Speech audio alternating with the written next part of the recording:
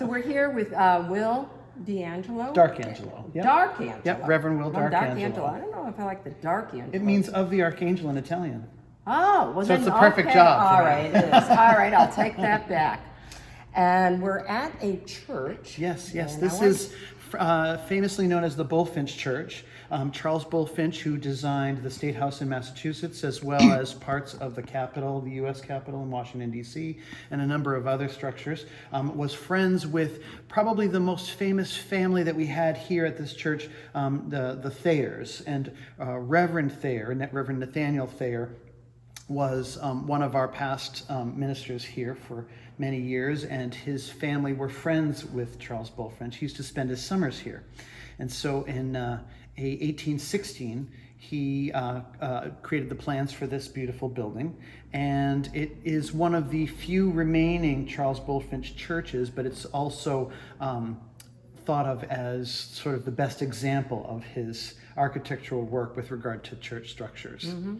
And what's interesting about this is that this church was built in 129 days. Wow. Because in 1816, a volcano here on the planet erupted, and it created a whole summer of winter. So the farmers couldn't grow crops that winter, and so they were kind of out of work. And so the whole town participated in the building of this structure. And this is the First Church of Christ Unitarian in Lancaster is the official name of this congregation, but we just call it the First Church in Lancaster for short. But this is the fifth meeting house of this congregation. And in fact, this room saw the tour of General Lafayette 50 years after the country had been founded, and he spoke from in here, and Reverend Thayer addressed him. It was just 200 years ago on September 3rd, in fact. Oh, wow. And the reenactors who are currently on a tour of Lafayette's 200th anniversary of his tour they're traveling the country right now, reenacting each of those moments. So this room has had a lot of history. Now, none of the plaster work that's in the room is original to the space, but everything else is original to it, according to Charles Bullfinch's designs. One of the most beautiful things is this raised pulpit right here. This piece of architecture alone I find to be extremely impressive. Now, the reason for a raised pulpit is twofold. One, it elevates the pastor to God, but also it's the only line of sight from the balconies in the room. So you can't, and if you were sitting up there and the pastor was speaking from down on this level, then you wouldn't be able to see him. One of the things that's interesting about this, and you can even take a look and see the little marks on the backs of the pews. We think of them as the ghosts, but they're the marks of people who actually have sat in these pews over its 200 plus year history. And in each of the pews, you'll notice that there are different kinds of cushions, different kinds of armrests. The footrests are different. A lot of these footrests have been here for 100, 200 years. And because these were pieces of real estate that could be handed down to different families. And there's actually a little plaque there about one of the families, the Wilder family, who used to operate this pew. And we have retained the character of the pews and their original inhabitants, because there are still families that sit in their pews. Yeah, That's great. yeah. And this sanctuary is still heated by wood stoves. Oh, wow. Yep, you'll notice these black pipes that are coming down. So people come in at 4 a.m. every Sunday in the winter. No way. And stoke the fires and get it all warm, and it's snuggly and warm and smells like wood smoke on Sundays in the winter here. Wow. Which I love. So this is the bust of Reverend Nathaniel Thayer. He was minister here for many, many decades, and is considered sort of like the most notable minister of this parish. Although we've had other notable ministers as well. For instance, Edmund Sears was a minister here, and he's the composer of It Came Upon a Midnight Clear, the Christmas Carol. Yeah. Oh, that's kind of cool. This bust over here is Reverend Bartold. He was minister here for 60 years. Wow. Which is... That's a long time. Yeah. And look at his face. I know. He looks like a happy He- soul. He does. Well, by all And that's accounts, not the usual kind of bust you get. right. It's actually, in fact, this is a bust that was done from a painting, which we have in the parlor over there. So if you would like, I can take you up to the steeple. Oh, yes. Okay. Ah, Oh, there is one other thing. So these are some of the first ministers of this church. And you'll notice Joseph Rowlandson, his wife, Mary Rowlandson, is the woman for whom the elementary school was named. She wrote what is arguably America's first bestseller. She was captured by the Native American people here, and she wrote a book about her captivity. And it was printed in many languages all over the world. And she's actually one of my ancestors. Is she? Yes, and also. So where did you, how are you related to her? Well, it would be the aunt of one of my great grandmothers. So she's in my family tree. It's so interesting that I ended up being minister here because I'm descended from 7 of the 9 families who founded Lancaster. I live in Fitchburg now, so our family is very intertwined with Lancaster history. Wow. In fact, it was her book, not even knowing that she was one of my ancestors. It was her book that actually inspired me to become a minister. Really? Yeah, because she had such a nice version of her faith that was about, I'm supposed to be here. I'm not going to escape. I'm going to be released. And until I'm released, this is where I belong. And she had a really remarkable story with that. wow. Wow. I should read that. It's a really impressive story. I'll show you up here in the photo. Here, and then we go upstairs. So you'll see these indentations here. This is the town's municipal church. So this church was built before church and state were separated. That's right. And so it's part of the town's bylaws that the notices have to be placed in the meeting house, and they still place them.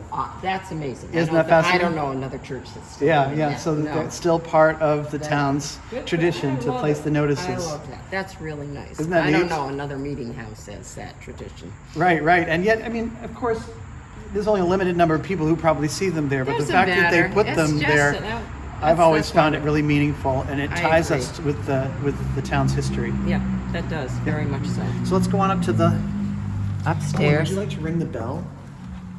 So pull So it and grab then it let High, way up. Pull it down as low as you can, as hard as you can. Let go. Now go harder. There you go.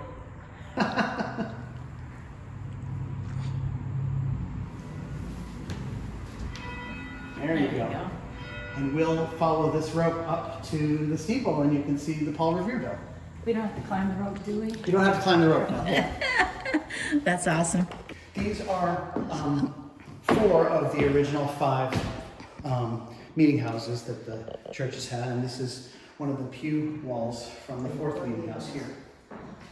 And of course, our Halloween decorations, because we turn this whole church into a haunted house I love it. for Halloween Good for you. celebrations. What's your, how many in your congregation? There are about 100 or so people who are members. Yeah. This is the room that's above the sanctuary.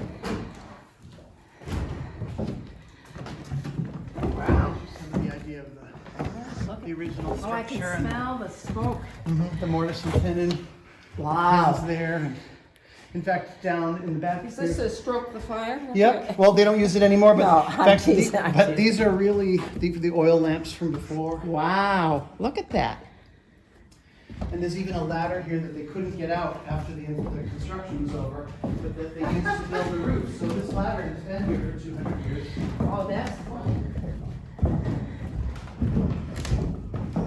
Look at that. Holy cow. Look at that ladder. Isn't that fascinating? That's- I know, it's just as sturdy now Yeah. as it was. Wow. But no way for it to get out now except for through the roof.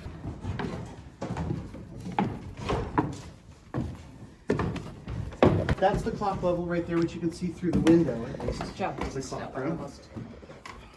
You can see through the window. I'll show you my light here. Oh, Oh, there's the bell. That's not bad at all. Probably hold that really close to the glass. Which you're glad that it wasn't while we were up there. It's quite startling to be next to it when it goes off. And I know this from personal experience. wow. Oh my goodness.